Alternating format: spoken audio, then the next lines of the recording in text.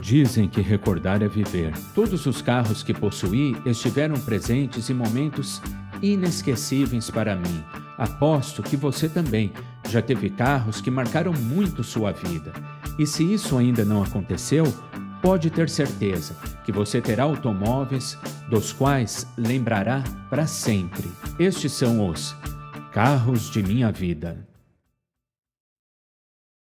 No primeiro episódio de nossa série, eu comento que o meu primeiro carro foi um Fusca. Hoje eu gostaria de falar um pouco mais sobre esse Fusca, sobre as histórias, sobre a passagem desse carro pela minha vida. Quando eu comecei a minha jornada profissional, eu era estagiário numa empresa chamada Equitel.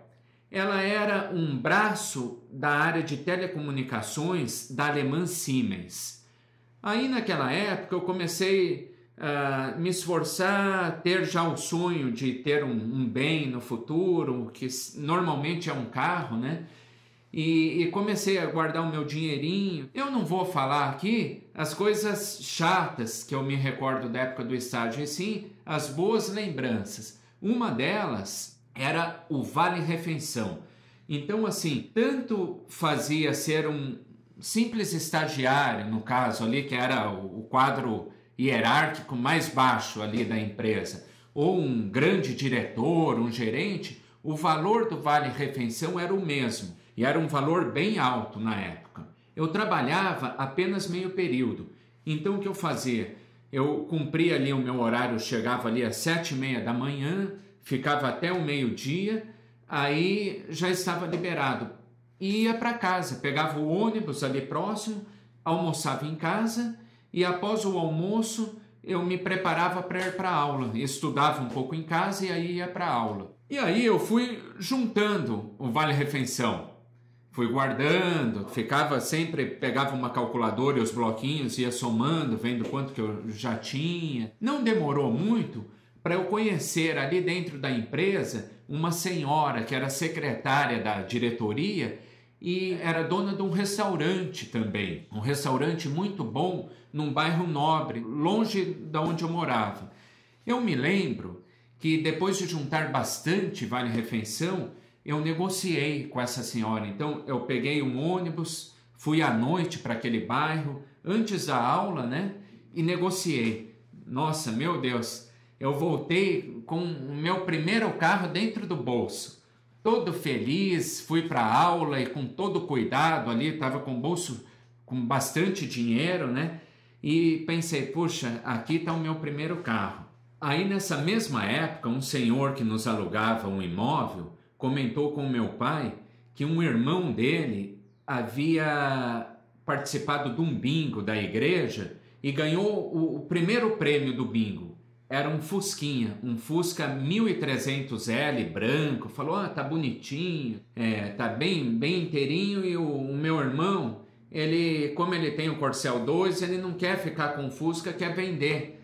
Vocês não têm interesse? Aí o teu filho, eu sei que está começando a vida profissional dele, não tem interesse em comprar? Bom, assim que esse papo chegou até o meu ouvido, meu pai foi falar, eu me empolguei. No dia seguinte, cedinho, nós fechamos negócio.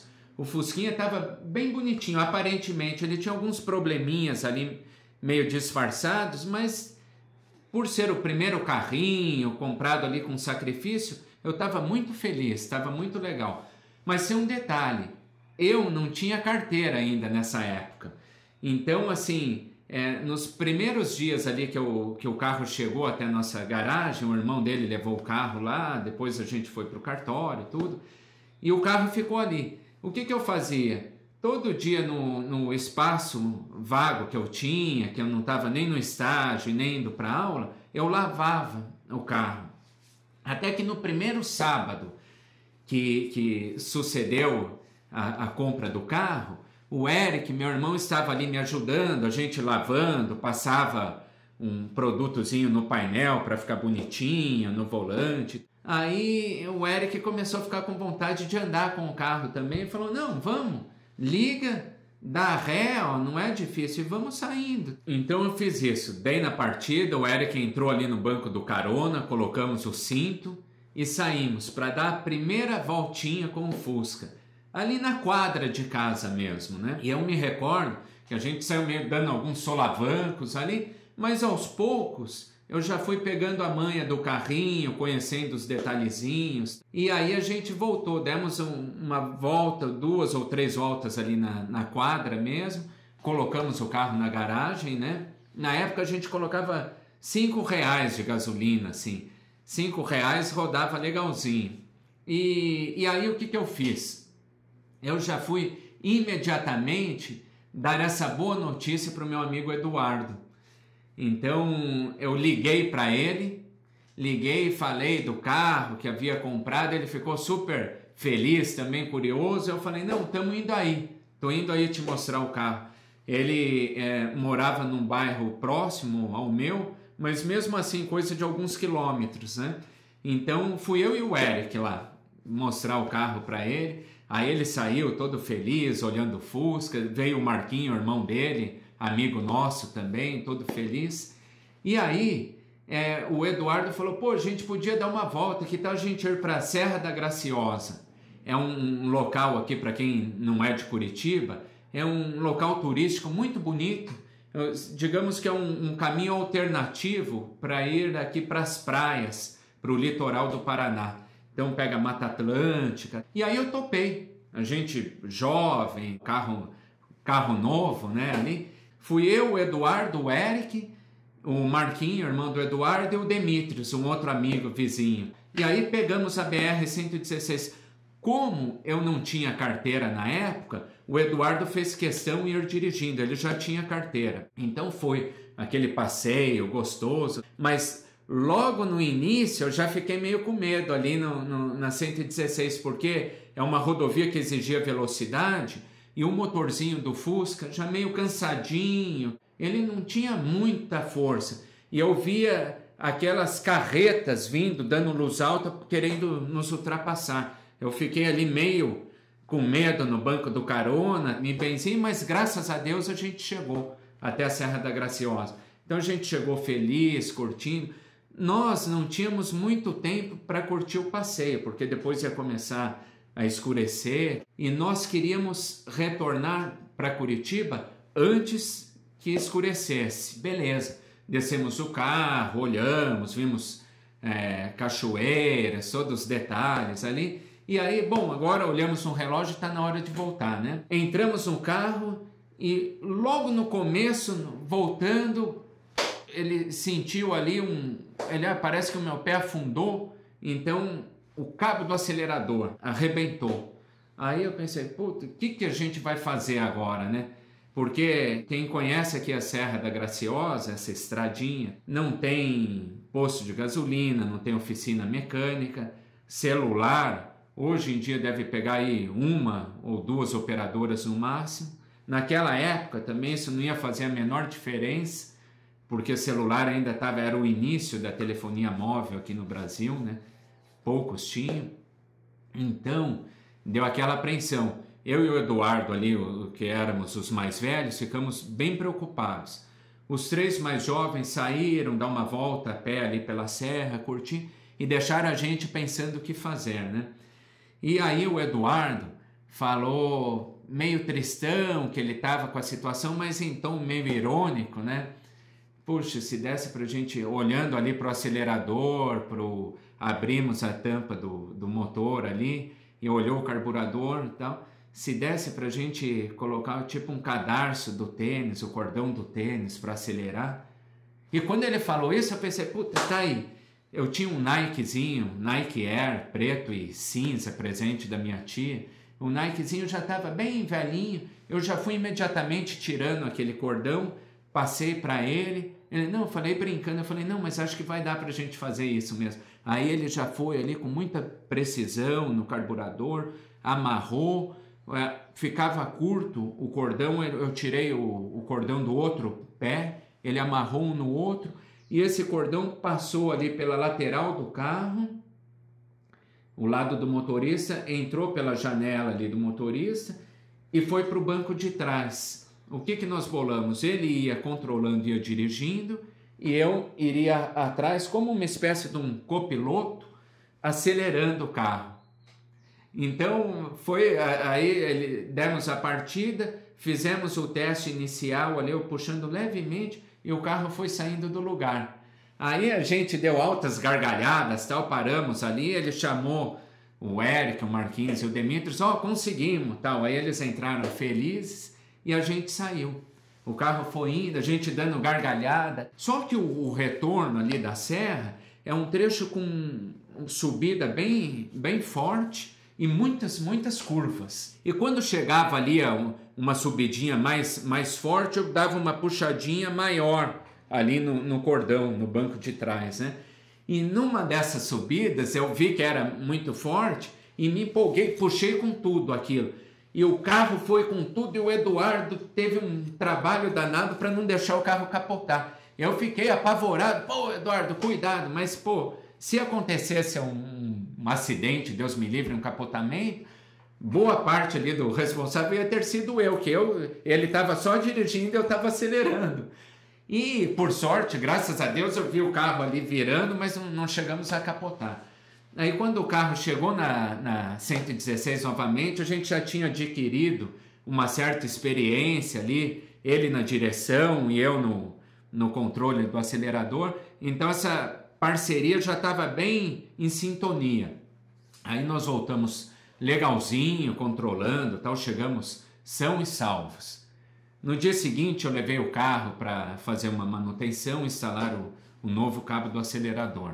Aí o que eu pensei? Alguns dias depois, agora é hora de eu tirar minha carteira de habilitação. Como eu já tinha uma certa experiência de direção, eu me matriculei na autoescola, mas foi super tranquilo. Então assim, passar de primeira no teste do Detran foi bem tranquilo. Aí com a carteira de habilitação em mãos, eu vi que era a hora de eu começar a marcar encontros com mulheres. Eu era bastante jovem, né? Então eu pensei, puta, que gostoso, agora eu com meu carrinho vou ligar para alguma, marcar encontros. Eu queria conhecer as mulheres na época, aquela fase de descobertas, né?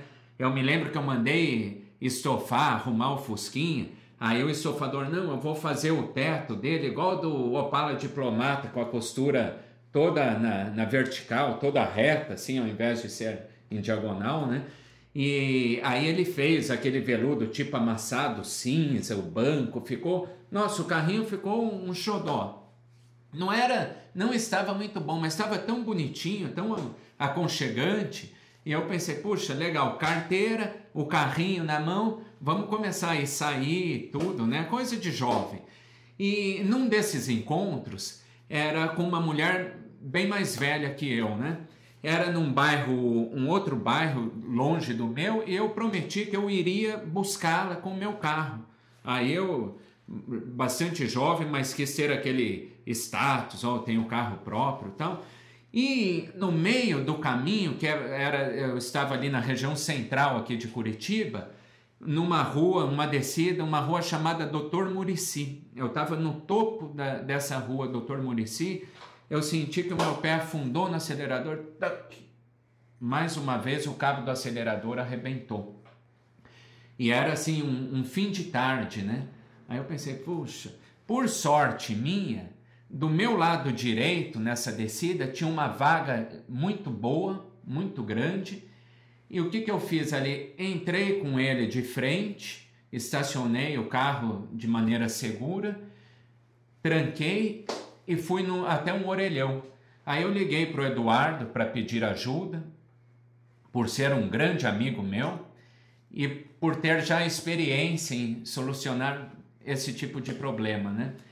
Aí ele, não, Heron, faz o seguinte, vai para o teu encontro, faça tudo que você está programado para fazer, e independente do horário, a hora que você tiver concluído aí o teu compromisso, me liga e eu vou aí para te socorrer. Aí eu fiquei tranquilo, tal, agradeci, desliguei, já aproveitei o mesmo cartão telefônico, liguei para a moça, né, que havia marcado o encontro comigo, e falei, não, eu vou pegar um táxi e vou aí. Aí eu fui para o bairro dela, e aí eu me lembro que a gente começou a andar a pé ali pelo bairro, eu queria ir passamos perto de um restaurante que tinha frango frito, ela falou que não gostava de frango e tal.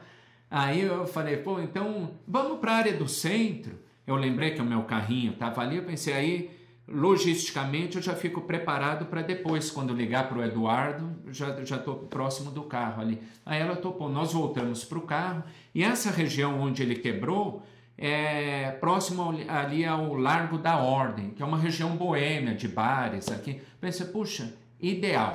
Então nós fomos ali para um barzinho no Largo da Ordem e tal.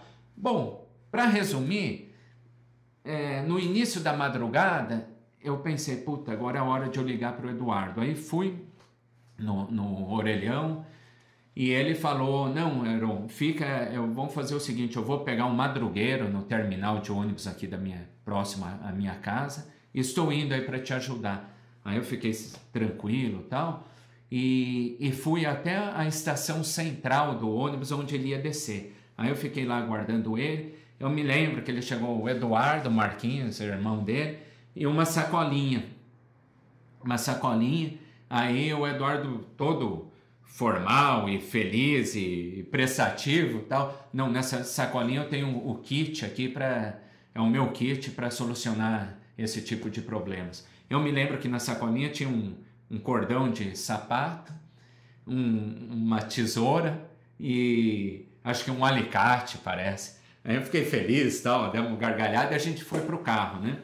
Aí, dessa vez, ele quis solucionar o problema ali, usou uma outra técnica. Ao invés de puxar e ir o acelerador ali para o carona, ele amarrou direto ali na parte para dar aceleração do carburador. Então ele ligou, o Fusca ficou aceleradão, ele falou, não, agora dá pra gente sair, né?